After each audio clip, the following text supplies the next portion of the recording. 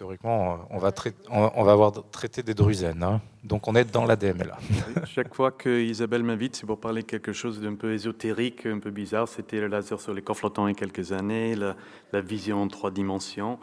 Maintenant, je vais vous parler de la photobiomodulation. Retour d'expérience. Alors, qu'est-ce que c'est que la photobiomodulation? Je n'ai pas de lien d'intérêt avec cette présentation. Quelques éléments de réflexion, donc jusqu'à aujourd'hui, il n'y a pas grand-chose à proposer comme traitement physique validé pour les formes précurseurs, les formes précoces de DMLA, les drusènes, les altérations de l'EP, les petites atrophies. On a fait il y a quelques années, dans les années 90, des tentatives sans succès et plutôt dangereuses avec le laser argan. Il n'y a pas si longtemps, on traitait avec le laser nanoseconde 2RT. On a vite déchanté avec des complications. Et récemment, ils sont apparus des publications concernant peut-être une certaine efficacité de la photobiomodulation. Alors, qu'est-ce que c'est? Le principe de fonctionnement, c'est de délivrer au niveau de la rétine des longueurs d'onde de lumière générées par une lampe LED. Et il y a 3 longueurs d'onde. D'abord, le 590, qui est une lumière jaune qui sera pulsée, dont l'effet sera une inhibition de l'expression du VEGF, une stimulation de la production de NO. Il y a une lumière rouge continue, assez forte, qui a une action de stimulation au niveau de la sous-unité 1 du cytochrome C oxydase des mitochondries de l'épithèle pigmentaire, qui va augmenter le captage d'oxygène, stimuler l'activité métabolique, inhiber l'inflammation et l'apoptose. Et ensuite, une lumière dans le proche infrarouge, à 850 nanomètres, avec une action sur la sous-unité 2 du cytochrome C oxydase, qui augmentera le transfert d'électrons et là aussi stimuler l'activité métabolique, inhiber l'inflammation et l'apoptose. On assiste à une up-régulation de protéines cytoprotectrices et une down-régulation de protéines cytotoxiques. Il y a plusieurs études qui sont apparues avec l'appareil dont je vous parlais, qui est l'appareil de Lumita ou Valeda, dont le dernier, c'est Lightsite 3. Il y a Lightsite 1, 2 et 3. Et là, le Lightsite 3, il a été randomisé 148 yeux chez 100 patients dans 2 branches. 2 patients sur 1 sont traités avec une photobiomodulation et un œil avec un traitement sham, donc avec la même lumière, mais une puissance divisée par 50. On a noté un gain moyen d'acuité visuelle chez les patients traités de 5,5 lettres par baseline, ce qui est significatif, dont 26%, un quart des patients avec un gain de 10 lettres. Le gain est significatif par rapport au sham. En bas à gauche, vous avez des histogrammes avec en vert les patients traités par photobiomodulation et en jaune le sham. Donc les acuités visuelles sur la droite sont en montée, sur la gauche sont en diminution. Donc on a plutôt une augmentation et plus d'augmentation d'acuité chez les patients traités. On assiste aussi à un ralentissement de l'augmentation du volume des drusènes. Chez certains patients, une diminution carrément des drusènes et aussi un ralentissement, une diminution de la survenue de nouvelles zones d'atrophie géographique, de manière significative par rapport au sham. Alors, pour parler de pratique, ensuite je vais vous montrer l'appareil. Moi, je demande un bilan avant de traiter. C'est un bilan de base avec une acuité visuelle logarithmique type TDRS et aussi une vision de Pareto en vision de près, des clichés en autofluorescence et bien sûr nos CT maculaires SD. Dans le moindre doute, et je pense peut-être même le faire devenir systématique, réaliser un OCTA afin de dépister une néovascularisation quiescente. Je crois que c'est important. Il ne semble pas nécessaire de réaliser une angiographie à l'fluorescine ni à l'ICG. Et sur le plan électrophysiologique, un électrorétinogramme de plein champ peut-être pas, mais il y a certains types d'électrorétinogrammes dans le multifocal qui pourraient être intéressants pour mesurer l'efficacité. Il n'y a pas d'acte CCM qui correspond à ce traitement. Ça se rapprocherait de délivrance d'un laser maculaire ou d'une PDT, mais pour l'instant, rien n'existe à la Sécu. Par contre, c'est un appareil qui a un marquage CE, on a le droit de faire le traitement. Alors, en organisation pratique, il y a des séances qui sont réalisées sous la surveillance de médecin par un assistant. Ça dure environ 5 minutes pareil, en pratique c'est 4 minutes 10, je vais vous montrer. Et ça ne nécessite pas de dilatation pupillaire. On va traiter œil par œil. Pendant 35 secondes, une lumière jaune pulsée, et pendant le même temps, il y a la lumière infrarouge, proche infrarouge, tout ça avec l'œil ouvert, suivi de 90 secondes de lumière rouge avec la paupière fermée, et un nouveau cycle direct après, 35 secondes lumière jaune et 90 secondes lumière rouge continue. En gros, on pense qu'il faut délivrer 9 séances sur environ 3 semaines. On peut faire 2 séances rapprochées de 24 heures, mais pas plus que 2. En pratique, on essaie de faire ça un lundi, mercredi, vendredi, par exemple. On peut rapprocher au jeudi le dernier, il ne faut pas moins de 24 heures, pas plus de 72 heures entre 2 séances consécutives. Là, On va lancer la première vidéo. Voilà.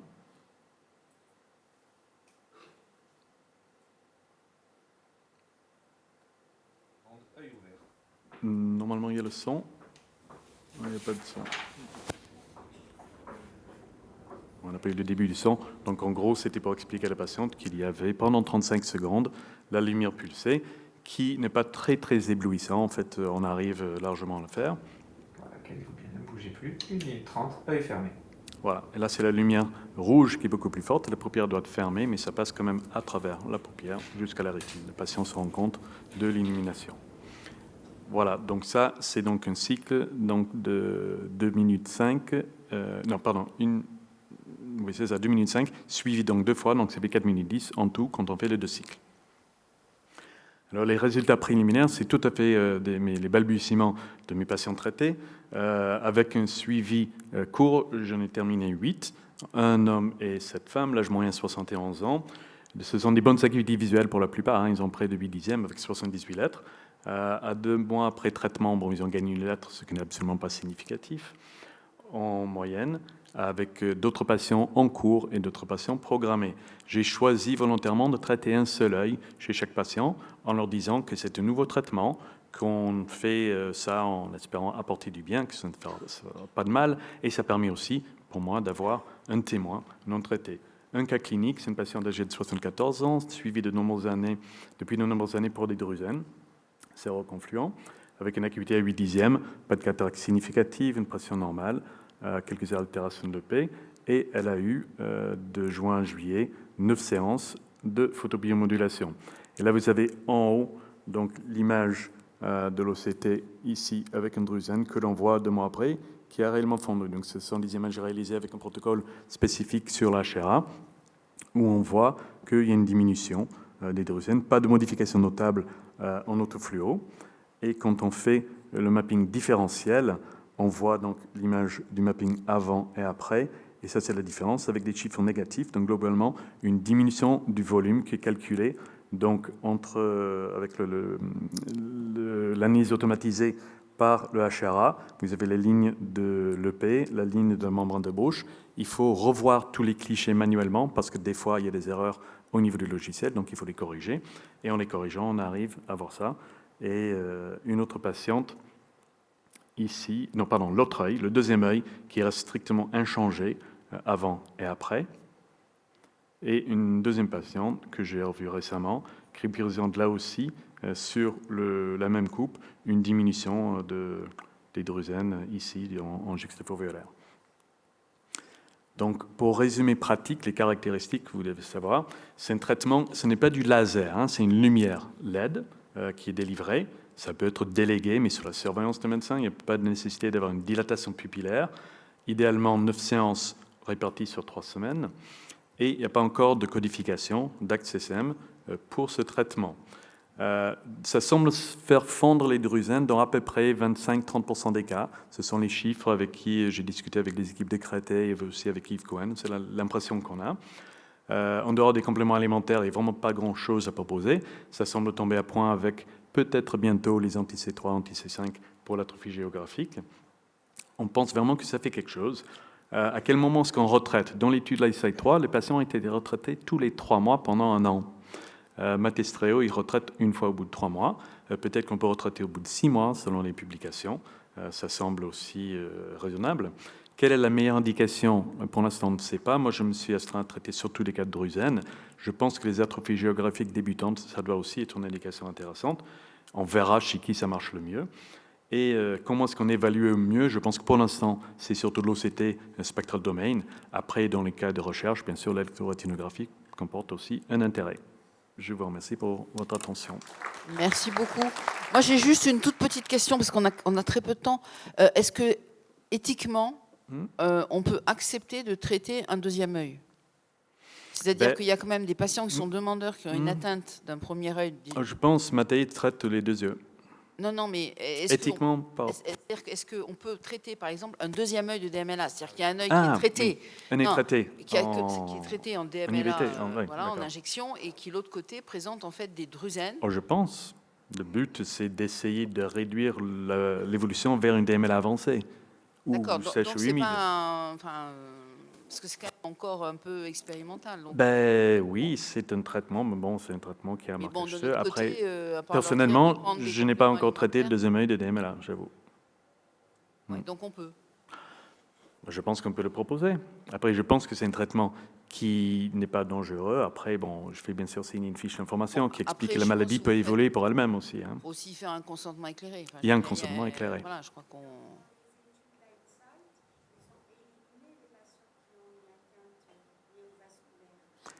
Et à l'inclusion, bien sûr, il y a 5% des patients qui ont fait des néo-vaisseaux par rapport à 2% des CHAM. Ouais. Oui, oui.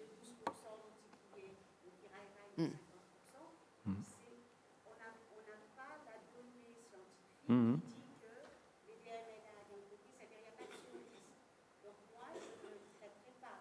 Bah, de notre côté, tu as un OCT, spectral domaine, et tu as un OCTA. Et Donc, voilà, il faut faire quand un même être CTA, certain dans ces cas, c'est sûr. qu'il n'y a pas de. Est-ce que ça augmente pas le risque?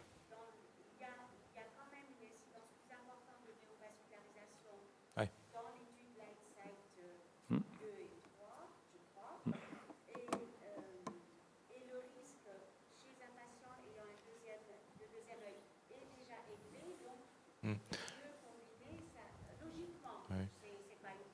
Oui, oui, non, mais. La- ouais. Réticente et nuancée, ouais. D'accord. La question aussi qui se pose, c'est est-ce que ça réduit le risque de néo-vaisseau à terme? C'est ça. Je Ouais. crois qu'on n'a pas assez de recul.